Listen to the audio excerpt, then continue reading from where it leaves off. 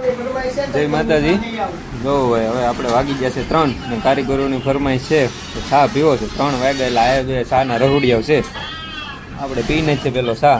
જો અત્યારે કામ જ કરે છે બધા તમને બધા। આજ અમારે ગોપાલવાળા લાલભાઈ ને આ જેમ છે આ મોટા ચાના રહોડિયા છે।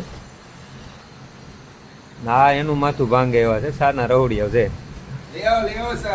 કાકા વાટે જ છે ચાની। ભાઈ આપણે જઈએ છીએ ચા લેવા ચાની દુકાને।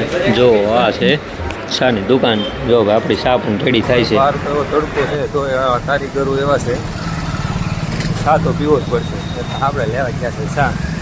જો ભાઈ આવી ગયો છે ચા।